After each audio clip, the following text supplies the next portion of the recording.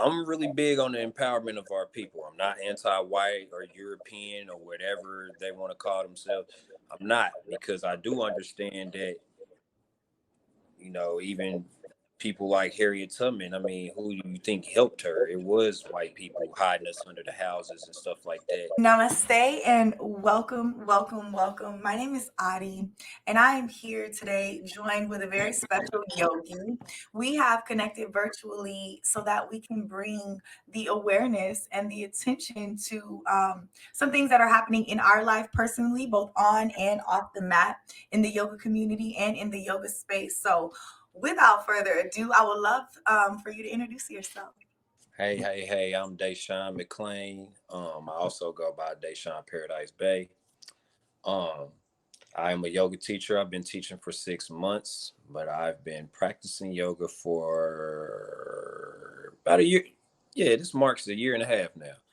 Okay, Yeah, yeah. it marks a year and a half since I've been practicing and been teaching for 6 months. And if I must be honest, I didn't really care about yoga at first. I didn't know nothing about yoga.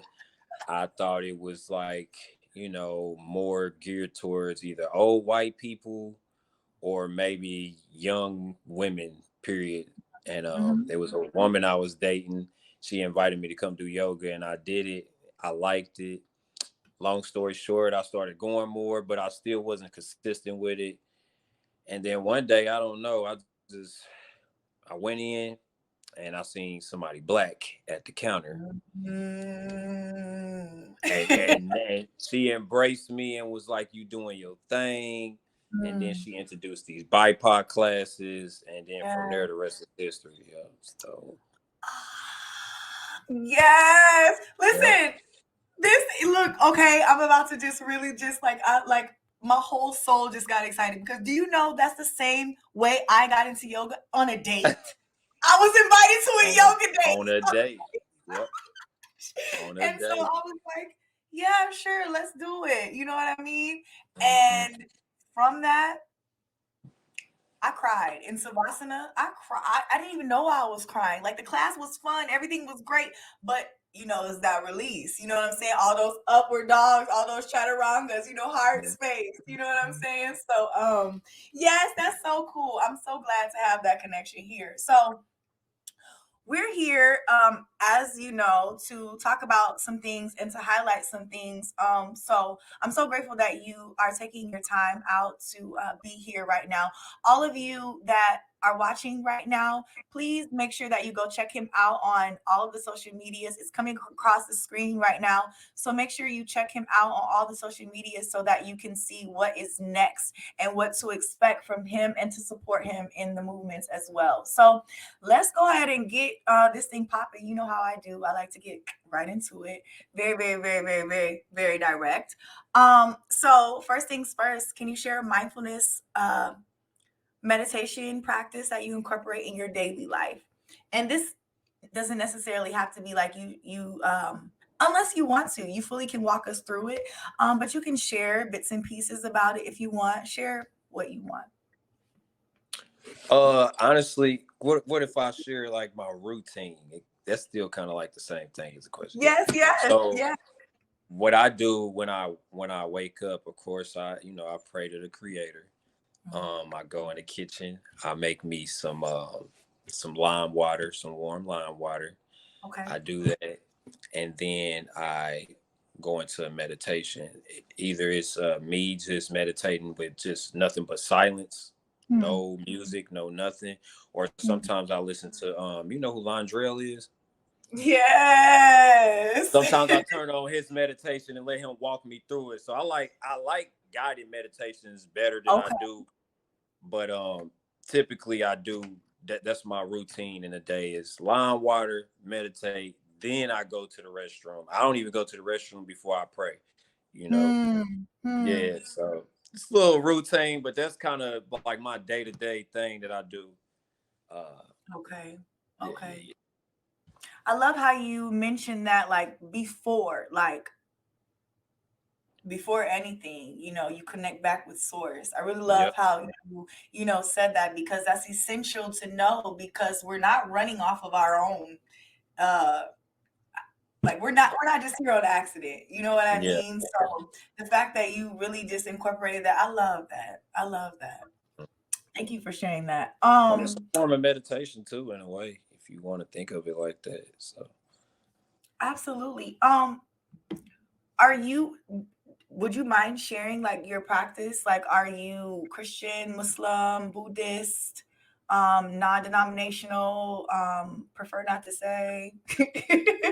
well actually I identify as a Moor. Um Okay. yeah, but I don't really do religion, you know what I'm Okay. saying?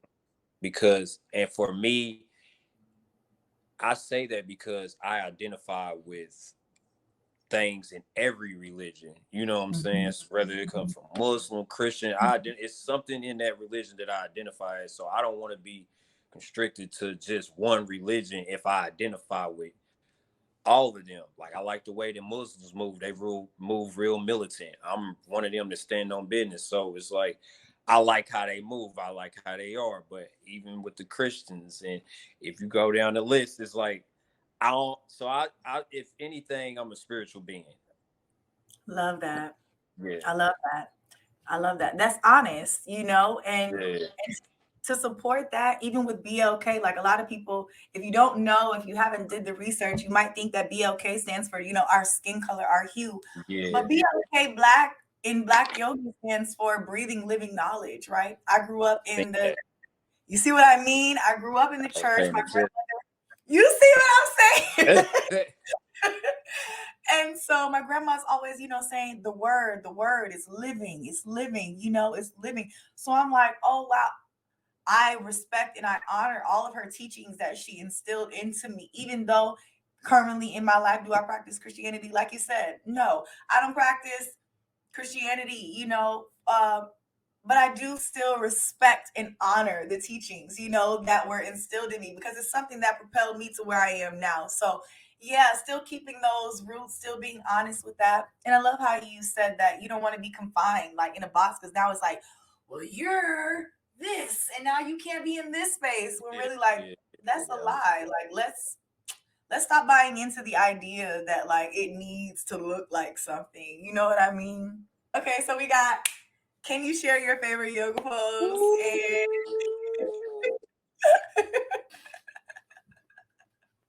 My favorite yoga pose right now is the yogi squat or malasana and the other awesome. names. Yeah, Yeah.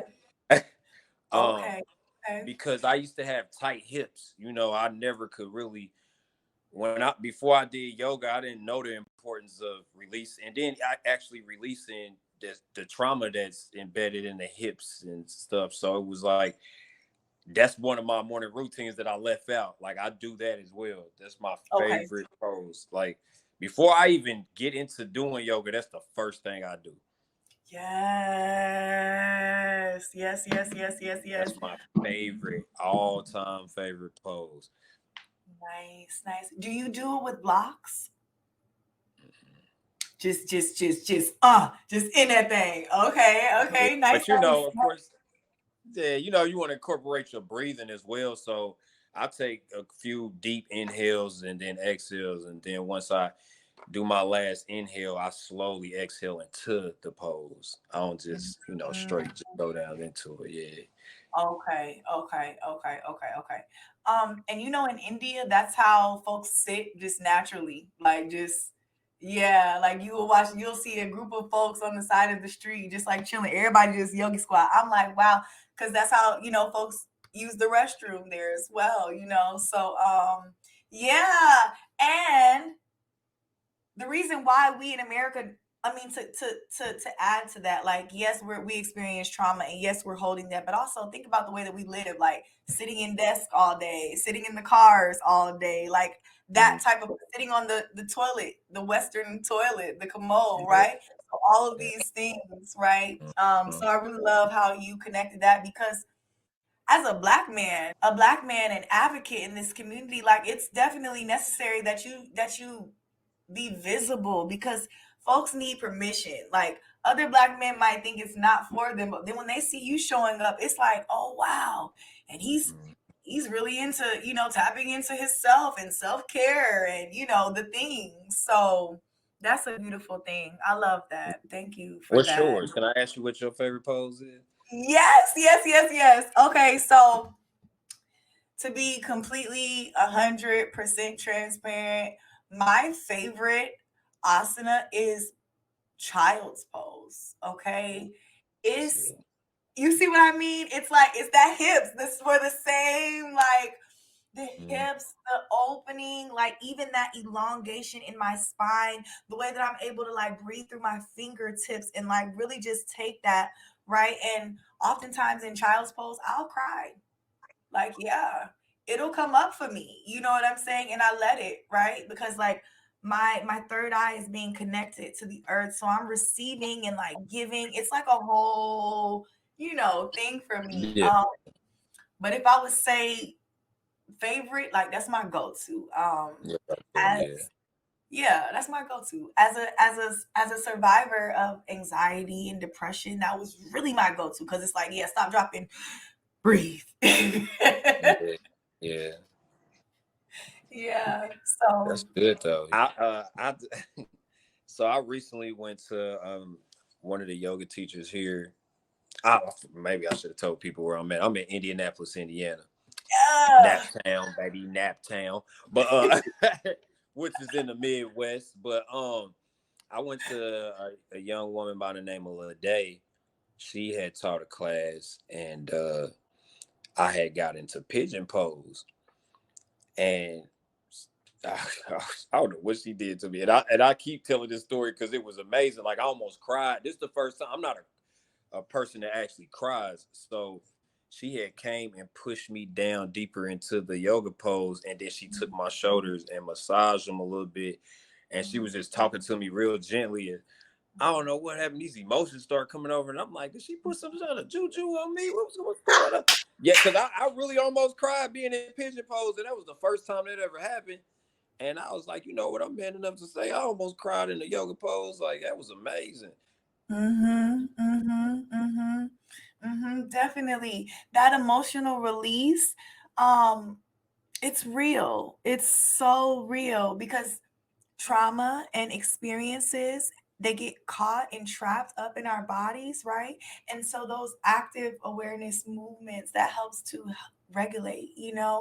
so I'm so glad that you shared that. I think everything about your journey is just extremely beautiful. I'm loving just the more that you share, it's just like, yes, yes, yes, yes, yes, yes. Get into it.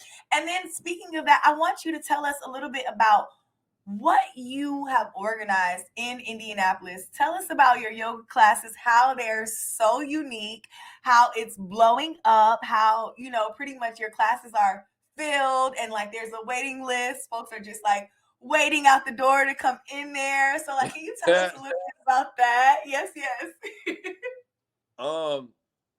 So when I was about to graduate my yoga teacher training, um, the owner of the studio it came to me and we had to fill out these observation forms. So what they did was make us go to other yoga teacher classes, and after class we would have to write down on a paper what how they taught, what we got from them teaching, what poses stood out to us, stuff like that. And we had to turn that in as part of our yoga teacher training.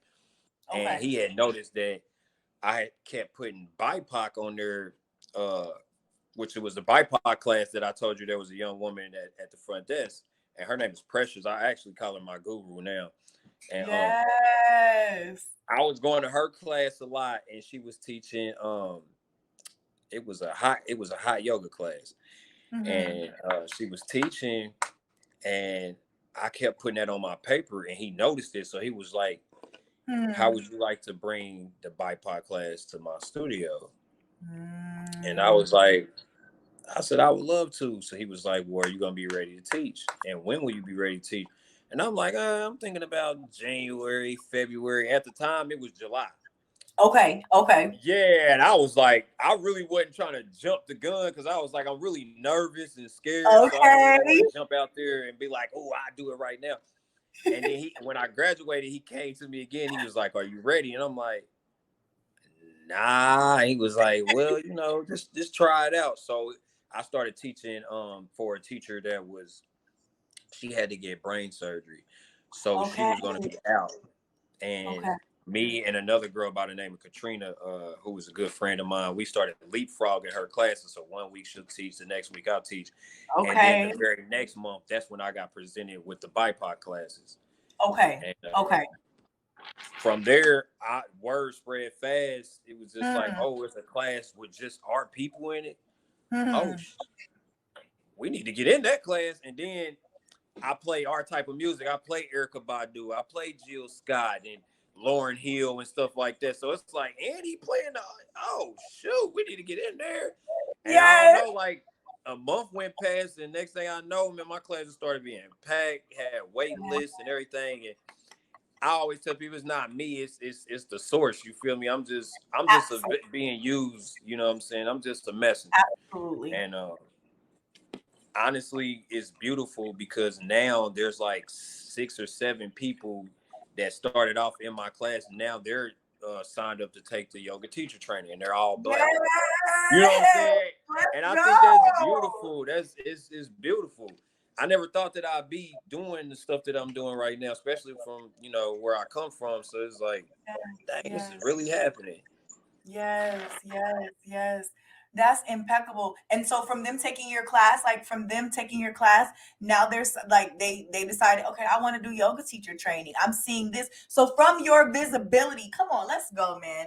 That's something that is all right, I'm moving too fast. Okay, we're gonna get to that. We're gonna get to that. We're Do gonna your get to that. thing, girl. Ain't no way. Hey, do your thing. Ain't nobody, you know what I'm saying? Talk your stuff. Yes, yes, yes. Because the visibility, like just folks are going through things, right? We all have this mask, right? When the world started wearing those like actual masks, it was like, wow, we have like a visible one, but everyone already comes with one, right? And Yeah. so you being there, like you said, from where you're from your background, maybe your experiences. I'm not knowing of all of what you went through, but having that and then coming forward and still being able to present like, hey, listen, I have all my drama, my baggage and everything like that, but guess what, I'm working through that and I'm happy to hold Yeah. space for those of you that would love to come on the journey of working through that as well, right? And I think that's beautiful because visibility is powerful. And that's why we're here today. We're here today in Birmingham and Indy, you know what I'm saying, to be visible, to like stand strong like tree, be strong like tree. You know what I mean? Um, so that's really powerful. I have a Yeah. question to segment us into like the real tea, like the real work. You know what I mean? Here is the real tea, the real work, right? Like so, in your experience, in your teachings, I know that you've had a very excuse me. I'm not gonna say that I know. I have You listened to do some of the know. We've been stories. here Okay, before. right. So it's Yeah, like you know. okay.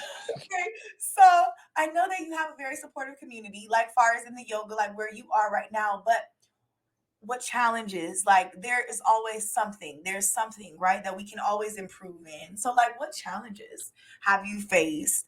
Um, just as being a black yoga teacher. So, okay, we gonna get down to the nitty-gritty. Yes, sir. Okay. So, I'm sure it's all around the globe. A lot of people, I ain't gonna say a lot, and if it is, they're not being open about it. But some people aren't all the way comfortable with the BIPOC classes, and I'm really big on the empowerment of our people. I'm not anti-white or European or whatever they want to call themselves. I'm not, because I do understand that, even people like Harriet Tubman, I mean, who do you think helped her? It was white people hiding us under the houses and stuff like that. We were enslaved, the ones that were enslaved, because I do understand that we were here too. Right. You know what I'm saying? So, Right. and we get into that later, but it's like when I when I started doing this, okay, let's just go back to the classes. What I noticed about the classes, and not even gonna say this is a race thing, but it happened when I was teaching. When I first started teaching diverse classes, I was teaching. My very first day teaching, it was 25 people in the class. I know the date. I remember the time and everything. It was August 3rd, 2022. It was the very first time I taught a class. There was 25 people in that class. There was only 7 or 8 white people in there. It was beautiful, right? The next couple times I taught, I seen the number of white people slowly decrease. Okay. One of the very last times that I taught that diverse class, there were no white people in there. Even though it was open to everybody, there was no white people there. The only people who was in there was my people. So if they, obviously it's about comfortability, if they weren't comfortable enough to be around my people every time I talk, I feel like it's important to have these BIPOC classes because I'm the teacher. I need to be comfortable too. Absolutely. You know what I'm saying? And I wasn't comfortable. This is the first time I'm actually saying anything, which I'm glad I'm on here. Yes. I never said that, but I wasn't comfortable because it's like I'm a young black man. I come from a real traumatic background, robberies and all type of stuff. And for me to be doing this and then I get in this space and I'm not comfortable because none of the white people are showing up like I would want to. And then I get presented with these BIPOC classes. I think that's a beautiful thing because not only do you have people that aren't comfortable maybe being in a predominantly white studio, they feel comfortable in my class. So now we're here with it. Yes. But then, you know, I don't want to mention this young brother's name, but he's a yoga teacher too. Okay. He's against the BIPOC class, and he's a black man. In a way, he feels like it's segregation. In a way, he feels like it's pacifying black people by them not wanting to go to any other class but mine. Like I explained to him, you don't know what traumatic experience these people had with white people. So why not let them come into my class? And if they want to branch off, it's okay. If they don't, how can you make somebody branch off if they feel comfortable with their own people? Yeah. You know, those are some of the things that I was facing, and it's really unfair and it's really heartbreaking when you do realize there are people still to this day that have a problem with black people getting together as a community, because it's like even with Martin Luther King, and I seen this video with Martin Luther King and Muhammad Ali, and they had asked him a question, and Muhammad Ali was like, every time black people get together, it's a problem. Every time we have a meeting over here, it's a problem. When little Billy and Katrina and them have a meeting over here, we don't ask why they're meeting by themselves. We don't. And again, this ain't about being anti-white or anything. It's just the facts are facts. The facts are facts, right? And I want to chime in. We're still on this, right? But I want to chime in, right? When you look at the statistics and you look at the data, right? With the money, with the economy, right? So it's not that we don't have the money. It's that the way that we're allocating, it's the way that we're spending it, right? Who are we making rich at the end of the day and at the top of the morning, right? And then so, like, I'm with you. Like, if we create a BIPOC space, right? Because in Alabama, I received funding with a space. They were creating yoga classes for Black women only. It was literally restorative yoga for Black women. Like, it was designed like, yeah, it was literally, yes. You see what I'm saying? It was designed. We had 8 women max in the class, and like the classes were just maxing out. You know what I mean? And it was free for them. It was free. The teachers were paid up front, and it was free for the participants. Yes. You see what I'm saying? You see what I'm saying? And so it's not that we're being divisive, but if there were never spaces created to celebrate us, and we're taking the time to create those spaces so that we can be celebrated, why is that a problem, right? And so my fault, my bad. I'm just like you, my bad. Go ahead. I'm sorry. Go ahead.